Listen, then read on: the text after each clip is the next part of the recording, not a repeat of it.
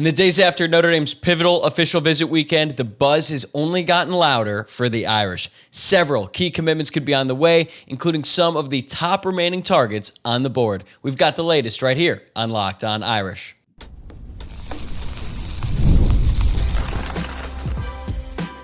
You are Locked On Irish, your daily podcast on the Notre Dame Fighting Irish.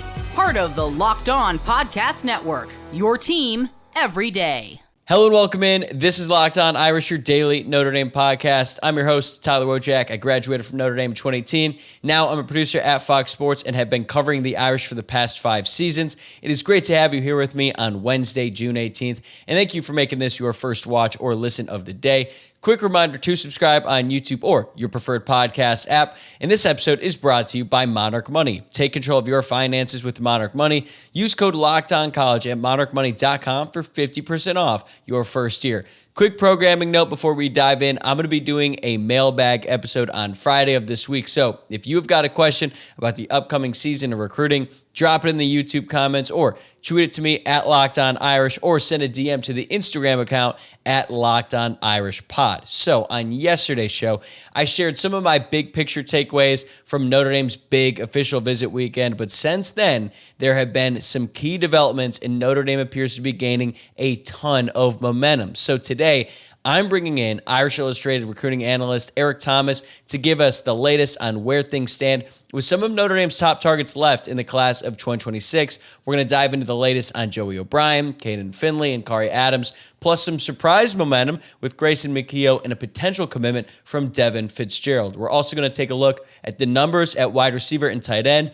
preview this weekend's slate with Elijah Golden, and close it out with some rapid-fire projections. Let's bring in Eric. All right, Eric Thomas from Irish Illustrated is back with me here for the second time in just over a week. So first of all, Eric, welcome back. You have been all over the latest developments coming out of Notre Dame's massive official visit weekend. And now that the dust has settled a little bit, what kind of feedback have you been hearing from recruits and their families about the weekend as a whole? Absolutely. Well, as always, it's a pleasure to be here, man. Looking at the feedback for the full course of the weekend, Notre Dame was able to connect with the priorities of these commits and their commits, prospects, and their families throughout the course of the entire weekend. The messaging was very well received, and that's from an academic standpoint, that's from a student life standpoint, that's from the passing the torch event, that emotional moment where they're all on the field. Like every single note that Notre Dame was trying to hit, it seems like they were hitting the marks throughout the course of the weekend, kind of across the board. When it came to closing down on specific prospects and their families, what we're hearing in terms of feedback is that not only was there a ton of attention paid to those guys with staff, like obviously we all saw the Joey O'Brien stuff on socials and all that, but the commits themselves and their families were getting involved and they were getting in on the recruiting action and kind of making themselves present, making themselves available. So overall, it was a very communally focused event. Everything was based on the people you're with and the people that you're going to be spending these next few years with and the bonds you're going to make for a lifetime. That was the central theme of the entire weekend.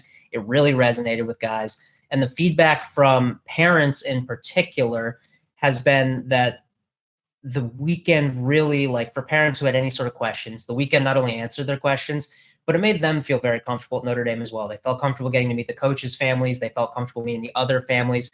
And a lot of the parents came away with the feeling that even if they already were, there's a lot of commits, they were already comfortable with their kids at Notre Dame, there was even a greater sense of like, my son's going around some pretty remarkable people and I feel great about that. That was feedback I heard pretty much across the board. You already mentioned it. The commits seem to be very active recruiting their peers throughout the weekend. How impactful do you think those efforts have been? Because it's not just in person when they're all together, but it's kind of been going on over text and social media. Yeah, it's interesting, right? Because the peer recruiting thing, I think it's obviously a great headline. It's a great story for us to cover. I think it can be hit or miss with impact. But on the Notre Dame side, I think it actually is relatively impactful in this class. And the reason for that is kind of twofold. One, there's a really strong group of leaders sort of spearheading that initiative from within the class. So there's a lot of really organic buy-in, and there's a lot of there's a lot of merit to what's being put in front of these prospects by their peers. And what I mean by that is like if Javian Osborne and Noah Grubbs are getting the whole group together like they were this weekend and getting everybody rallied to spend time with Joey, making sure the parents are like, oh, hey, that's Joey O'Brien. Make sure you go say hi, and just like little things like that. Like those little moments, ultimately it's small little bits of the experience. But when you hear the feedback of like, everyone was so nice, this is the community we're going into, that's a huge part of that. And that's a big reason why people are coming away with this takeaway. The other side of things is the whole group buy-in from behind that leadership group is like remarkable. You'll see in different classes, like so a recruit will tweet out a picture on their visit, and a few guys will, tweet out like, "Oh yeah, make sure you come to the school with us," whatever. Right? It happens all the time. With Notre Dame, we have consistently seen whenever one of these guys makes any sort of public pitch towards one of these recruits, like 9 guys just come out of the woodwork to come in and share it and make their voice known. And what we're not seeing on social media is when these guys tweet it, it's a hashtag, it's a little sign of support or whatever. These guys are also getting texts from these players.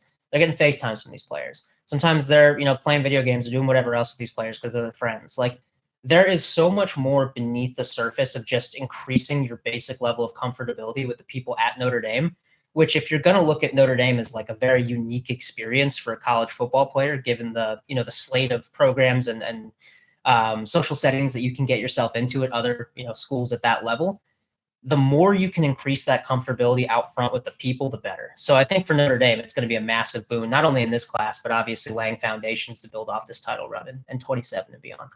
Look, it's clearly working. And this is something that you and I talked about last week, how just I found it so interesting that they were basically stacking the deck for this weekend. And there were some pros and cons to bringing this many prospects and their families on campus at once, because it's great that you have them all as a group, but those uncommitted guys, they aren't getting as much individual attention from the coaching staff and the players because there's just so many people on campus. But clearly the staff is leveraging the fact that the current commits are really good at recruiting too. So they're able to relinquish some control, at least to a degree, and let the commits go to work. And I think it's going to pay big dividends for Notre Dame. But you already talked about Joey O'Brien.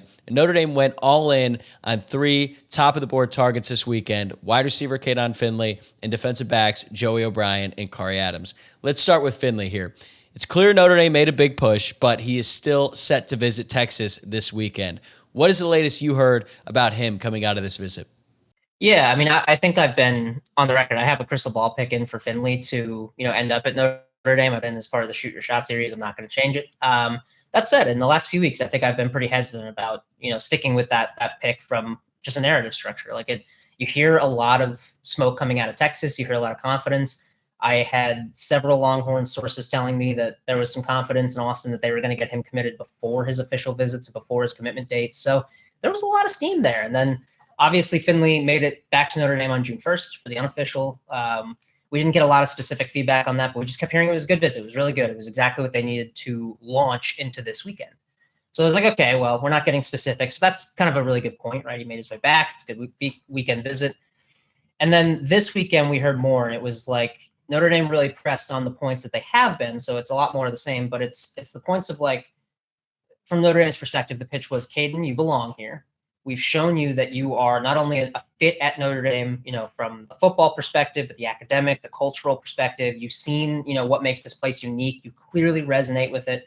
And there was a big push on that side. And it not only did it seem to really stick with Kaydon, but it seemed to stick with his family as well. So I think it's important that on that side of things, the feedback I heard, at least 2 or 3 people said that they thought that push was successful with the family as well.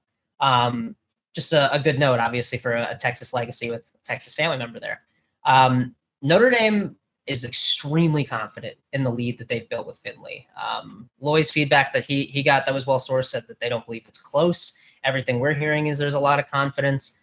I've been on the record that I have some hesitations just built in with like going after the top receiver on your board and landing that guy. But just my hesitations and my guards aside, right now, this is a situation where if you're looking at it objectively, it seems like Notre Dame is very much in the driver's seat to win this thing with an official visit left to come. There's any number of things can change, and official visits are obviously the point for momentum to shift like this, right? Like that's the point of this. But if we're going to give some credence to Notre Dame landing him and kind of poke a hole in my own hesitation here, I've spoken with sources in Texas over the last couple of days since Finley left Notre Dame.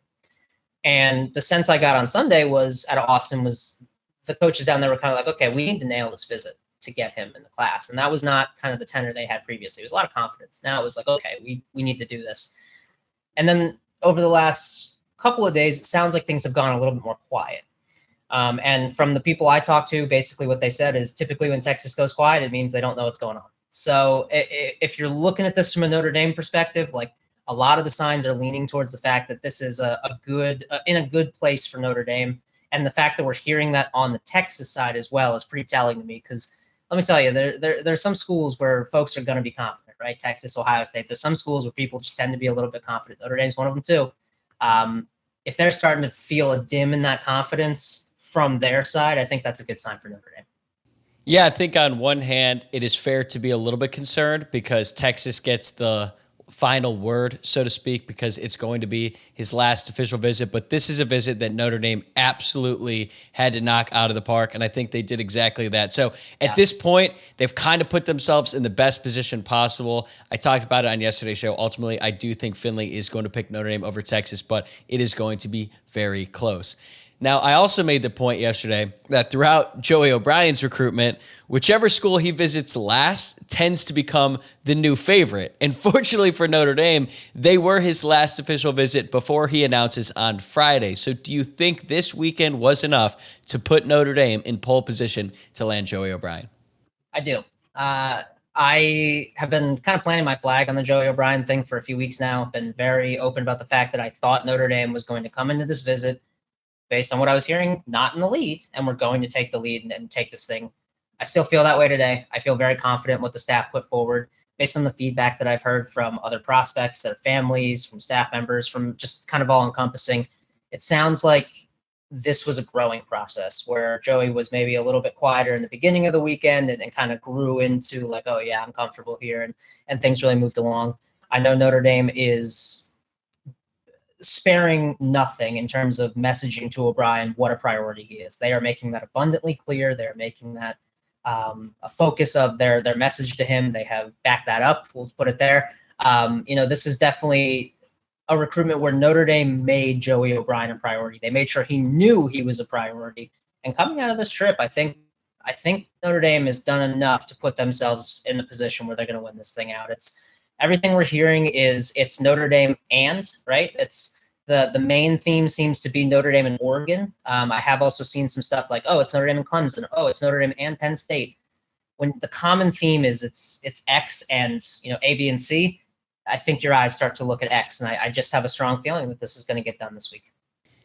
Do you really believe that he could potentially play both sides of the ball if he does end up choosing Notre Dame? I know that's what they pitched him on, but I also know that they see him as more of a defensive back because he looks like the next Kyle Hamilton. But hey, Kyle Hamilton probably could have caught some passes too on offense. They just chose not to use him there. Yes. I was talking to Greg Flamong the other day about that. Yeah, it's a sore subject with Greg. It got close. He's still not over it, man. Yes. To answer the question, yes, I do think he could play both ways. Do I think Joey O'Brien is going to be Travis Hunter? No. You can recruit 100 kids to be the next Travis Hunter, and all of them will fail. But that being said, I do think he has the possibility to play both sides. And specifically, the reason I believe that is, one, the athletic versatility that he has to play in the defensive backfield. He can do any number of different roles and assignments. He doesn't necessarily have to be a specialist in the defense, which allows him to be a little bit more instinctive. And it doesn't diminish the need to study and put in the time and effort and everything, but you don't necessarily need to put in the same level of reps to like, oh, I need to nail down this transition of my weight or this sort of technique point. You have to do a lot of things, so you cover a lot of things. The other side of things is Joey is like he's listed at like 6'3". I've been told he's taller than 6'4" by a number of sources. I think he's 6'4". He might be the only prospect in the history of high school recruiting who is actually taller than what he's listed at. I saw him over the weekend when I was on campus, and I was like, he's way taller than 6'3", and he has arms that basically touch the ground. So sorry to cut you off there, but I am totally with you. They're Kevin Duranting this guy's height, and I don't know why, but I swear he is like 6'4", maybe 6'5", and like he elevates so effortlessly, and he's got, like you said, the longest arms. So when you just think of that whole picture, like what has Notre Dame been missing in its offense for a long time? It's a vertical capacity, and it's a big bodied pass catcher since Chase Claypool that can go up and just out muscle a dude for the ball. And Joey O'Brien, despite the fact that he is real lanky and kind of built like Gumby, he can do that. He can go up and get it. He can well elevate just about any future accountant defensive back that's out there, and probably future NFL guys too. So I think there's utility possible for him on offense. I don't know that he would necessarily be like your number one receiver like Hunter was or anything, but I think there's real utility in the idea of playing him both ways. And I feel the same about Dallas Golden. Eric and I still have a lot more to get to, including a breakdown on the wide receiver and tight end positions where they seemingly have too many guys who want to be part of the class. Plus, make sure you stick around for the end when we share our predictions for where guys are going to commit. But first, a word from Monarch Money. Ever check your bank account and wonder, where did all my money go? Between dining out, online shopping, and entertainment, it's easy to lose track. That's where Monarch Money comes in, your personal CFO giving you full visibility and control over your finances. Monarch Money isn't just a budgeting app, it is a complete financial command center. You can track all your accounts, investments, and spending in one place so you stop just managing your money and start building wealth. When I started using Monarch, I realized just how much I was spending on food delivery. Now I budget smarter and save more. But my favorite thing about Monarch is that it helps you with your short and long-term goals. Instead of juggling multiple apps, you can use Monarch to check your finances, track spending, and plan long-term goals. Managing money with your partner is smoother than ever. You can even track shared and personal accounts, set goals, and stay on the same page without the stress. Take control of your finances at Monarch Money. Use code LOCKEDONCollege at monarchmoney.com for 50% off your first year. That's monarchmoney.com, code LOCKEDONCollege for half off your first year. It appears to maybe be a two-team race with Notre Dame and Oregon for Joey O'Brien, and it might also be a two-team race between Notre Dame and Oregon for Khary Adams. Two schools who historically don't compete all that often for recruits, but it's becoming a new thing, and maybe that's a good sign of things to come for Notre Dame and the type of prospects that they are in the mix for. But Khary Adams, what did you hear about how his visit went? Because I know there was already some confidence going into the weekend, but I think he could be tough to get a read on at times.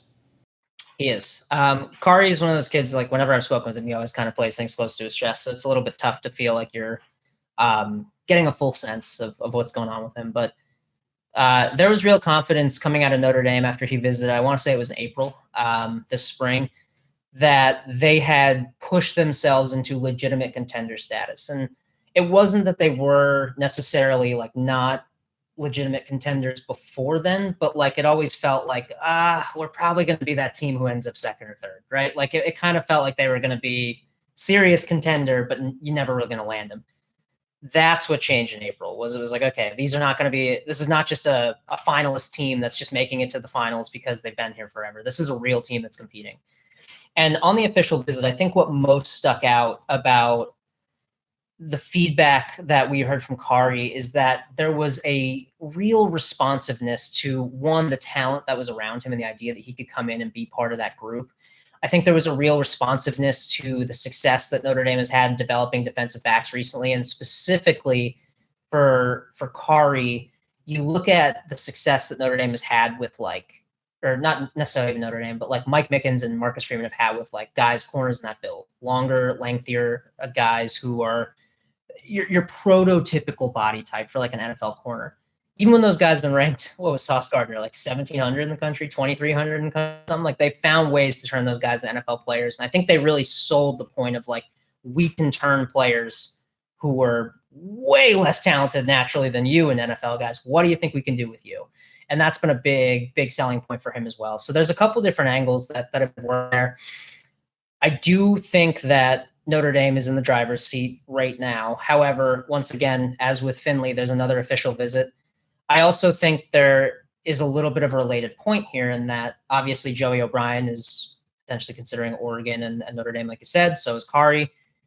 It would not surprise me if Penn State or Oregon, if Joey O'Brien were to commit to Notre Dame on Friday while, Khary's in Eugene, it would not surprise me if that ratchets up their desperation and some things change on that front. So I think that one might be a little bit more fluid just because of the head-to-head for talented prospects right now that Notre Dame's engaged with, specifically around the defensive backs group. But Notre Dame's in a really great place. I think Oregon has a lot of work to do in order to supersede them. And I don't, especially with him looking to commit in June, like in the next 11 days, I just don't see a real chance for Penn State to mount a comeback at this point and push it, unless the only way I can see like Penn State winning out, when I know they were like the favorite, especially on our network, we had the picks in. The only way I can see them winning out is if after he takes a step back, he just realizes, like, you know what, dust has settled. That feeling I had at Penn State, it was right. I'm going to go back to it. It's always possible. I don't think that's going to happen. I don't see an easy path for them or South Carolina to regain any sort of lead. So I think this one's also ultimately going to come down to Notre Dame and Oregon. So those were the three headliners, Finley, O'Brien, and Adams. But Joey O'Brien's teammate, offensive tackle Grayson McKeogh, felt like a lock to go to Penn State when he announced his commitment date through a video with the Penn State NIL Collective. He's also from Pennsylvania, so it makes sense. But there has been a lot of buzz in the past 24 hours that he might actually end up at Notre Dame fresh off his official visit. What kind of impression did the staff make to create such a big swing in just one weekend? The feedback on him was really interesting because I heard from several people that he was like a perfect fit, was super engaged, super responsive, really felt like he was part of the group with that core group of offensive linemen that knows each other already. Like they felt like he was just immediately in the swing of things. And there's real value to all of that. The flip side of that was no one could get a read on him this weekend. And talking to several of the prospects who were in town, they're basically like, yeah, really nice guy. He wouldn't give us anything about his process. He just didn't want to talk about it. He wanted to be present. He kept locking in and being like, I'm here. So that presence is something that I think it makes it difficult to read, right? Like, it's like, oh, well, he's not engaging with that conversation. Maybe it's different. But really, truly, if that was an effort to be present and to be like, I'm locked in, I need to know what I need to know about Notre Dame, I'm going to be focused, that's intentionality too. So there's kind of two sides to read that I think coming out of it, I took that with all the smoke around Penn State. I kind of took that as confirmation, like, maybe he's a little bit removed. But actually, I think, based on some of the stuff we've been hearing today, maybe that was intentional. Maybe there was a little bit more of a diligence throughout the weekend that made it tough to read. So coming into today, obviously, Notre Dame is probably not going to be the pick for Kenny Agboko. We learned that over the past couple of days, and Notre Dame offered Charlie Tom, another offensive tackle. I had it, speaking to several people over the course of the weekend, Notre Dame spoke with Grayson and made it clear to him, like, look, we really like you. We want you in this class, but we have a timeline here. At some point, if you don't let us know what's going on, we have to open up this spot to other prospects. From my understanding, they had given him a timeline to the end of the week to make that decision, and they offered Charlie Tom this morning. So that seemed like confirmation that the decision had probably gone the other way based on what I had heard this weekend. And then moments later is when we started to hear some different things from sources about, hey, maybe this is trending a different direction. Obviously, Brian Doan, my colleague's crystal ball went in, and he put his note in, and the 247 staff put in the note. And it's just a really hard term, but ultimately what we're hearing is that Notre Dame impressed him, and that with some time to reflect, which I think that time of silence, a lot of us kind of took as like, okay, maybe this is going Penn State with the announcement, like you mentioned, we were kind of thinking that way. I think it was earnest reflection. And now we're starting to hear kind of a little bit more of maybe where this is trending. So we'll see exactly what happens on July 1st, but he did cancel his official visit to Texas. So the Longhorns are out of it. It will be between Notre Dame and Penn State. Charlie Tom is still taking an official visit to Notre Dame this weekend. So there is still, a couple options playing out at tackle kind of in the background here. But as of right now, I would say it would be this morning, I would have told you it would be a shock if Grayson were to end up at Notre Dame, especially immediately after the Tom offer. Within an hour of that happening, I would tell you it's a shock if he ends up anywhere else. It's crazy how recruiting works. So I've seen some predictions for Grayson McKeogh to end up at Notre Dame. I've also seen some predictions for wide receiver Devin Fitzgerald to join the class as well. And with Kaydon Finley, Devin Fitzgerald, and also Braden Robinson all on campus, plus they have 2 wide receivers already committed. Like, do you think Notre Dame would take 5 wide receivers in this class if all 3 of those guys, Finley, Fitzgerald, and Robinson, all want in? Or could there end up being an odd man out? Because they're definitely not going to let Finley walk if he wants to go to Notre Dame. And it looks like Fitzgerald is headed to Notre Dame. So that leaves Robinson in kind of an interesting spot. How do you think that shakes out? It's a good question. I think we're trending towards the 4-man class. There was times over the past couple months where the 5-man class was something that we discussed, and it was something that was discussed with sources, especially where the board was at that point. But the more the board has evolved over time, I think Notre Dame has sort of centered in on the idea that they can stick it with 4 and feel very comfortable with that group. Now, specifically with the makeup of that going into the weekend, There wasn't a lot of confidence from Arizona sources on Robinson. There was not a lot of confidence from Miami sources on Robinson.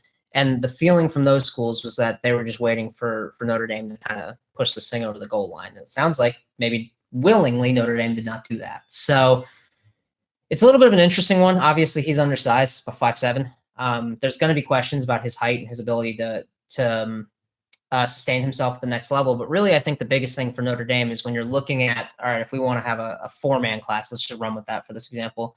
You already have Dylan Faison, who's a pretty flexible, can play, most positions at receiver. He's probably going to be primarily a field, but he can do a couple different things. You have Bubba Frazier, who's like a gadget player and a slot player who does a lot of similar things to Braden Robinson. Personally, do I think Robinson's a better player? Yes, but you have Bubba Frazier committed, so bird in the hand versus one in the bush, right?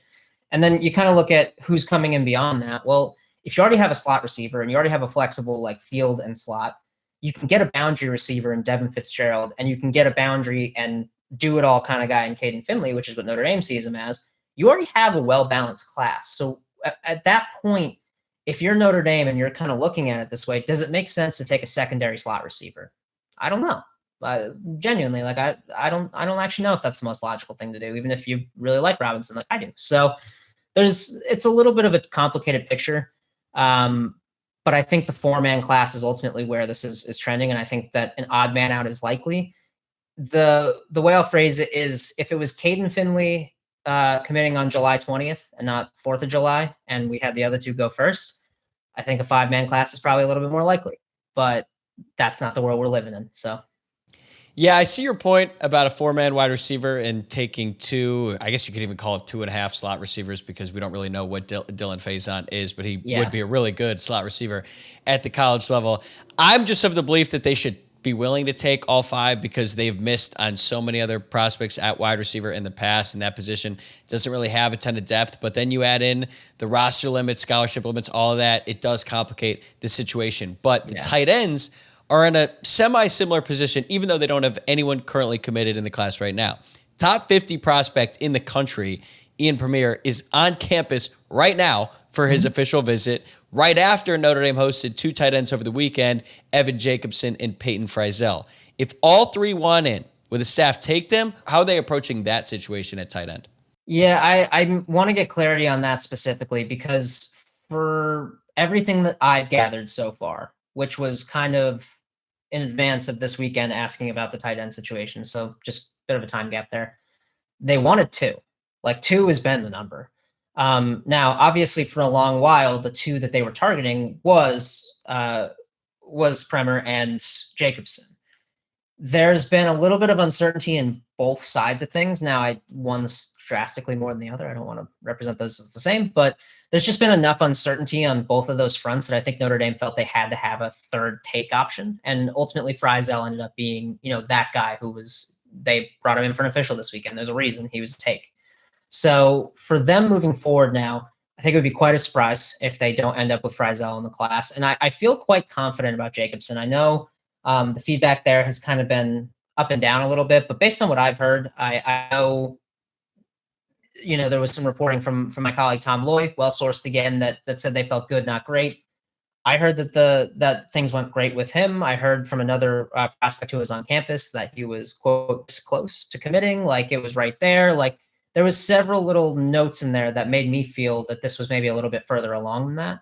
I did speak with a Notre Dame source yesterday, and they told me basically, like, look, we put a great pitch. We're very confident in what we put in front of him. We feel like it was a great visit. We feel like we put our best foot forward. That said, we also put the screws to him to commit, and he didn't. So there's a little bit of like you hate to see that, but we still feel good about things. Those are a little bit tougher to read, because obviously when you do the full push and they don't commit, it's a little bit of like, okay, how do I perceive what just happened to us? So I think that there was a little bit of a hesitation coming from Notre Dame in the immediate aftermath of like, we don't know. But ultimately, I do feel strongly that they will end up with Frizzell, and I feel less strongly, but still strongly they'll end up with Jacobson. Premer's interesting, because from a skill set perspective, if they're not going to take a fifth receiver and suddenly maybe the calculus is a little bit different, you might have a spot for a player like that who is probably just too talented to say no to. Totally agree. I don't know if they would outright tell him no. But I'll be honest with you, Tyler, I think the more likely scenario is that he tells them no than that they run into this 3-man scenario, right? Like I think from what we're hearing, the likelihood that we figured out this answer is low, but I have, especially just given like the way that these recruitments have been trending, it seems like he's probably going to be the last of the bunch to make a decision just based on the public statements. I just have a hard time if he were to come to Notre Dame at, let's say the other guys are committed by some point in July based on what they've told us. If he were to come to Notre Dame on August 1st and be like, I want to commit, I have a very hard time seeing Mike Denbrock turn him down. They had a big official visit last weekend. They have another one coming up this weekend. It is a little bit smaller, but it does feature 3 commits, including some big-time names, wide receiver Bubba Frazier, 5-star Rodney Dunham, and Ebenezer Iwatade, plus 2 high-priority uncommitted targets in Elijah Golden and Donovan Webb. Let's start with Golden here. How aggressive has Notre Dame been with him behind the scenes, especially after Alistair Vallejo committed Michigan over Notre Dame? And where do you think things stand with Golden ahead of this visit? Notre Dame has been very aggressive with Elijah Golden. They are all in to land this dude, man. Talking to Elijah over the past couple of months, you can tell like he's a really good kid. Got his head on straight. Just like he takes things in stride. And in general, he doesn't try to get caught up too much in the recruiting side of it and tries to focus on the work in between. And I appreciate the perspective that he offers me. And he told me like the last few weeks or the last few months have just been like a real ramp up. Like it's just been a lot. And part of that is Notre Dame, like as the board has shrunk on the defensive line, they have just double, triple, quadrupled down. And like Elijah Golden, you're our man. You're coming here.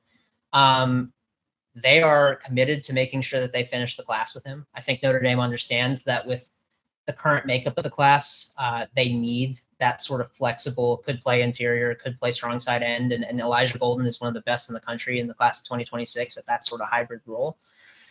So I think right now, in terms of need, it's high up there for Notre Dame. In terms of priority, they're making sure it's a high, top end priority. And the sense for a while has been that Notre Dame and Alabama are probably going to be the 2 that it comes down to. Although I have been very vocal about the fact that I think Virginia Tech is probably more legitimate than most people are giving them credit for. Just he's from Virginia. He has a lot of family pull and local pull to that area. People in Florida, just every time I ask what's going on down there, I cannot get an answer that doesn't involve Virginia Tech. So, I don't know that they're going to end up being able to pull him for maybe obvious reasons, but it's kind of looking like a 3-team race, if you want to call it that, right? Like Oklahoma, they had a great official visit, but I just don't think that one visit to Norman is going to be enough to get it done. Sounds like everything went well with Alabama. I know that, obviously Alabama has a lot of irons in the fire on their defensive line side. I believe they have a few kids committed, but to be honest, I haven't looked at the Bama class today, but I think they have 2 or 3 D linemen committed. And they have a lot of irons in the fire with top D linemen. So whereas with Notre Dame, like Elijah Golden, you're the guy. Alabama, it's like Elijah Golden, you're one of 8 dudes in line right now that we're considering. I think that priority is ultimately going to be a difference maker, right? Like Alabama's not going to phrase it like that to him in any capacity, but he's a smart enough kid to be able to pick up like, hey, if I'm going to go where I'm needed is Notre Dame. Right, and I like how they have Golden on campus with Dunham and Iwatade to be like, hey, you are a top priority left, but these are the guys you would be playing alongside, and they're really freaking good too. So I mentioned Donovan Webb. He is visiting this weekend, uncommitted, and the only uncommitted guy I haven't talked about from last weekend is Nicholas Reddish, another defensive back. So let's say everything works out for Notre Dame. They land Joey O'Brien and Khary Adams. That would give them 4 DB commits in this class, along with Aiden Pouncey and Chasten Smith. How would that impact where guys like Nicholas Reddish and Donovan Webb fit into the equation, especially with Webb visiting this weekend right after Notre Dame should theoretically find out about Joey O'Brien? There's some question about whether Pouncey's going to play corner, whether O'Brien's going to play corner. So there's a couple already sort of built into that equation, right? But I think when you're looking at the defensive backs group, Notre Dame obviously took 6 last year. I don't know that they're going to be prepared to take 6 again this year. That being said, I think that 5 is probably where we're going to end up kind of targeting. Whether that's broken down as like 3 corners, 2 safeties, or vice versa, especially with the flexibility, it's a little bit tougher to say. But realistically, I think they're probably going to end up closer to 5, which means that probably one of those dudes. If I had to say here today, and I know that there's been some back and forth on this, I think Notre Dame's in a good spot with Nick Reddish. at this point. I know, there was some feedback from one of my colleagues from Tom Loy on our side that Notre Dame felt kind of good, not great there. They said he could choose us, but it sounds like that flipped pretty quickly here in the last 24 hours. I know from speaking to people in Reddish's camp and people around him, like the feedback I got was glowing. Like the feedback from his camp following the Notre Dame OV I got was some of the most like thoughtfully positive feedback I've gotten since I started doing this. So I think they're in a really good position for him. I have a few more questions about Webb, especially because by all accounts, Michigan crushed his visit last weekend. So I am a little bit curious if maybe with all of the positivity and stuff we're talking about, like if Notre Dame's trending for some of these guys, maybe Webb just ends up at Michigan and that's kind of the way it goes. But it's tough. Like I do have a little bit of a hard time seeing both of them in the class at once. And offhand, I actually don't know if Webb has a commitment date set. Reddish is the 11th, July 11th. So there might be a little bit of a jockeying for position there. But realistically, both of those guys are probably the most like up in the air. We're not sure what's going on. Like even if you're talking about like O'Brien or Adams, right? Like we have a good feeling that this is kind of coming down to a handful of schools or whatever. Reddish, it's like we believe it's Notre Dame and Virginia Tech. That seems to be where things are trending. But I know Loy mentioned Wisconsin has some buzz as well. So like maybe there's a wild card or a dark horse in there. And with Webb, like we just got this review from his Michigan visit. And I know that in general, it seems like that race has been a little bit harder for people to get a sense of like where he's actually leaning internally. So I think it's going to be a little bit tough to get a read on that one up until the point that one of them, if and when one of them pulls the trigger, right? Like when we get to that point is kind of when you'll know how it's going to settle out because it's tough. And like you said, I have a hard time seeing Notre Dame going to 6 defensive backs in back-to-back classes, especially since the turnover hasn't necessarily been high enough to support that. All right, before we go, I'm going to put you on the spot here for some predictions. I'm going to say a name. You say where you think they're going to commit right off the top of your head. We're going to do this rapid fire. Okay, ready? Let's do it. Joey O'Brien. Notre Dame. I will also say Notre Dame, which is a change from yesterday's show where I said I think he's going to end up at Oregon, but it's been a toss-up right now. I think it's Notre Dame. Man. Grayson McKeogh. Notre Dame. I would also say Notre Dame, which is a change from yesterday when I said Penn State. Okay, Khary Adams. Notre Dame, more stress in my voice. I'll say Notre Dame might flip later. Yeah. And I think Notre Dame is going to have to fight for that one because I think a lot of other schools are going to be going after him. Kaydon Finley. I'm whispering it so no one can hear it. Say it a little bit louder. Notre Dame. I will also say Notre Dame. Devin Fitzgerald. Notre Dame. Notre Dame for me. Braden Robinson. The U. I'll also say Miami. Evan Jacobson. Notre Dame. Notre Dame as well. Peyton Friesel. Notre Dame. Notre Dame for me. Ian Premer. Depending on who you talk to, Kansas State, or Iowa State. Take your pick. I guess I'll throw out the Jayhawks. I'll say Kansas State for that one. Elijah Golden. Notre Dame. Has to be Notre Dame, so I'm going to say Notre Dame. Yeah, they kind of need him. I got lost for a second there. Like, where am I? Yeah, Nick Reddish. I'm gonna roll with my pick and keep it on Notre Dame. I think the Virginia Tech steam is real, but I'm sticking with Notre Dame. I am also sticking with Notre Dame, and last but not least, Donovan Webb. Probably Michigan. I'll say Michigan as well. So we're pretty much in sync here with Ian Premer being the only one, which is, again, very odd because he's on campus right now. Like, if he comes out of this and says he absolutely loves Notre Dame and ready to commit, then we might have to revisit the tight end situation. But Eric, thank you so much for taking the time to come on, especially after such a busy weekend and on very short notice. For those watching and listening, Eric and I were texting in the morning, talking through all of this stuff. And I was like, hey, you want to just do this in front of a camera and a microphone? He was gracious enough to do it very late in the night. So this has been the craziest time of the year on the recruiting trail. Really, really appreciate your time and insight. I'm sure we're going to be in touch soon. Awesome. It's always a pleasure to be here, man. I'll definitely be in touch. All right, that is going to do it for this episode. Thanks again for making Locked On Irish your first watch or listen of the day. If you enjoyed today's show, be sure to hit that like button on YouTube, subscribe to the channel, and leave a 5-star rating and review wherever you get your podcast. Don't forget, I'm going to be taking some mailbag questions on Friday of this week. So if you have a question about Notre Dame football, recruiting, whatever the case may be, drop it in the YouTube comments, send it in on X at Locked On Irish, or DM the Instagram account at Locked On Irish Pod. I'm going to be back on Friday with that episode and potentially some more commitments to talk about. I'll see you then.